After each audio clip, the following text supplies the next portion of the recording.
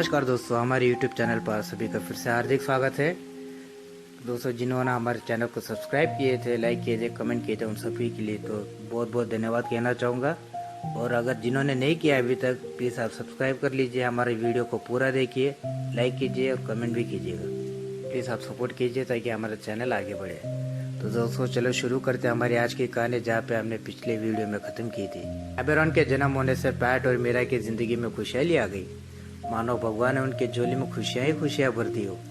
और पैट भी अपना राज्यभार बहुत अच्छी तरह से संभाल रहे थे, हर किसी की मदद भी करते और पूरी देख रेख भी कर रहे थे। और हर तरह के दुश्मनों से लोहा भी लेते थे और दुश्मन से लड़ते भी थे, जंग में जीते भी थे। दुश्मनों को मानो जैसे वो पैट के सामने तो बहुत काम पाने लग जाते। पैट की सास को देख के दुश्मन भी बहुत हैरान हो जाते कि इतना बलवान, इतने शक्तिशाली आज तक उन्होंने कहीं देखा भी नहीं था। और डर के मारे तो फिर लौट जाते थे दुम दबा के। पैट की सेना और पैट भी इतने बलवान कि उनके सामने हर कोई टक्कर भी नहीं ले पाता था। और जो उनसे लड़ाई करते तो वो हार जाते थे। वो यही डर के मारे कभी आक्रमण ही नहीं करते थे। इस तरह पैट अपने राज्य को बहुत अच्छी तरह से संभाल रहे थे और राज्य के सारे लोग भी बहुत खुश। वो दो लोगों का नाम है कैंप और कीरा। कैंप रिश्ते में पैट के सौतेले भाई थे। पैट की तरह कैंप भी बलवान, शक्तिशाली, लेकिन बस इतने कि वो बहुत चतुर भी है। और कैंप मानो पैट के तो दाहिना हाथ हो। कभी ना पैट बाहर चले जाते तो कैंप पूरा संभाल लेते पूरे राज्य को। और इस प्रकार पैट कैंप के ऊपर बहुत भरोसा भी करते थे। लेकिन कैंप हमेशा जलता था पैट से, क्योंकि पैट जो तरक्की किए वो कैंप नहीं कर पाया। जितने शक्तिशाली और बलवान पैट है, उतना कैंप भी है, लेकिन साथ में बहुत बुद्धिमान भी है। जो पैट है नहीं, तो वो हमेशा यही सोचता था कि राजा तो उससे बनना चाहिए, लेकिन उसके साथ धोखा हुआ है, भगवान ने उससे बना दिए। तो हमेशा इसी जलन में रहता था। और जब से मीरा रानी बनी थी तो कीरा में जलन हो गई। वो रानी बनना चाहती थी, इसलिए वो यही हमेशा सोचते कि उसके भी नौकर चाकर, उसकी भी दासियां हो। इस प्रकार कैंप और कीरा हमेशा पैट और मीरा पर नफरत करते थे। वो कभी भी उनको देखते पसंद भी नहीं करते थे। चतुर होने के नाते कैंप ने बहुत बार आक्रमण भी करवाया राजा पर, लेकिन राजा वो तो बलवान, वो कभी किसी से हारे नहीं। तो फिर अब उनको हराए तो हराए कैसे। तो इसलिए कैंप ने एक योजना बनाता है कि क्यों ना दुश्मनों के साथ मिलकर ही आक्रमण किया जाए। अगर ऐसा करेंगे तो दुश्मन का भी अपना बदला पूरा हो जाएगा और यहाँ पर वो पैट को हरा के राज्य हासिल कर लेगा और वो नया राजा बन जाएगा। इसलिए वो दुश्मनों के साथ जाके मिल जाते हैं। दुश्मन भी यही सोचते हैं कि भाई ये अचानक हमारे साथ कैसे, ये तो पैट का भाई है, सौतेला भाई। लेकिन पैट तो इससे सगे भाई से भी ज्यादा रखता है, लेकिन ये उसके खिलाफ क्यों खड़ा हुआ। मानो वो तो खुद बचक्के हो गए कि अब ये कैसा हो सकता है कि उन्हीं का भाई उन्हीं के खिलाफ खड़ा हो। तो पूरी जानकारी पूछने पर पूरा उनको पता चलता है यही कि कैंप को तो राज्य हासिल करना है, उसे राजा बनना है।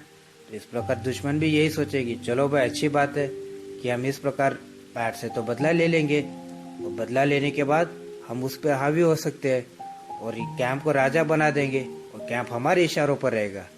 और इस प्रकार वो उसे मान लेते और कैंप के साथ मिलकर योजना भी बनाने लग जाते कि अब पैट को कैसे मारना है और उस प्रकार कैसे उसका खात्मा करना है और राज्य को कैसे हासिल करना है। अब कैंप उनसे कहता है कि अगर हम सीधा सीधा आक्रमण करेंगे तो हम हार जाएंगे, इसलिए हमें धीरे धीरे करके उनको मारना होगा। तो सबसे पहले हम शुरुआत करते हैं उनके सैनिकों से, पहले सैनिकों को मारेंगे। अब कैंप पैट के पास जाता है। बारिश का मौसम था तो उनके वहाँ पे एक पूजा थी, एक फंक्शन थी। तो फंक्शन के लिए उसने भोजन रखा था, रात्रि भोजन। तो राजा से कहता है कि आप सभी को आना है, सब परिवार को आना है और सारे सैनिक बल के साथ आना है। तो राजा ने कहा हम तो नहीं आ सकते, हमारा बच्चा भी छोटा है, हमें घर भी देखना पड़ता है। तो हम अपने कुछ सैनिकों के साथ मंत्रियों को भी भेज देंगे, तो तुम वो रात्रि भोज कर लेंगे। तो इस प्रकार वो मान भी जाते कि ठीक है भेज दीजिए। वो कैंप अपने घर पे लौट जाता है और पैट अपने मंत्रियों सैनिकों से आदेश करता है कि कैंप के घर पे रात्रि भोज है, आप सभी स्वयं जाए वहाँ पे, रात्रि भोज का आनंद ले और आ जाएगा। और सारे मंत्रीगण और सैनिक राजा की मान को मना भी नहीं कर सकते, तो इसलिए चले जाते। अब कैंप अपना घर लौट आता है। घर आने के बाद कीरा को पूरी योजना बताता है। योजना सुनकर कीरा बहुत खुश हो जाती है कि अरे वाह, ऐसा मौका तो बार बार नहीं मिलने वाला।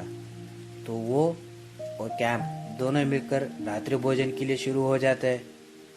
और कुछ ही देर में रात्रि भोजन बनकर तैयार। अब मंत्री और सैनिक आने का इंतजार करते हैं दोनों। कुछ ही पल में मंत्री और सैनिक भी आ जाते हैं। उन सबको बहुत आदर से स्वागत भी करते हैं। इस प्रकार तो सब खुश भी थे कि अरे वाह, बहुत हमारे सम्मान के साथ आदर भी कर रहे। सैनिक और मंत्री दोनों भी खुश। तो उनको रात्रि भोजन खिलाया जाता है। जब सेना और मंत्री भोजन कर रहे थे, तब पीछे से कैंप के लोग तलवार से उनके ऊपर आक्रमण कर देते हैं।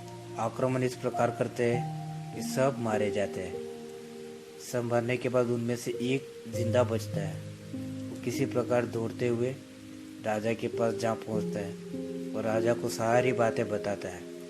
राजा बहुत दुख हो जाता है कि ये क्या, हमने अपने बहुत सारे सैनिक भी खोए, अपने मंत्रीगण भी खोए। और राजा इस बात से हैरान थे कि उनका जो भाई, जिन्हें वो सगा मानते थे, उन्हीं ने उनके पीठ पीछे चूरा घोंपा है। तो दोस्तों, आज की कहानी इस दुख भरी हाल से ख़त्म करते हैं। अगली कहानी के लिए आप प्लीज़ हमारे साथ बने रहिएगा। और हाँ, जाने से पहले सब्सक्राइब कीजिए, लाइक कीजिए, कमेंट कीजिए और शेयर भी कीजिएगा। आपका सपोर्ट मिलेगा ना दोस्तों, तो हमारी ये चैनल जो है बहुत आगे तक जाएगा। तब तक के लिए आप सभी का बहुत बहुत धन्यवाद।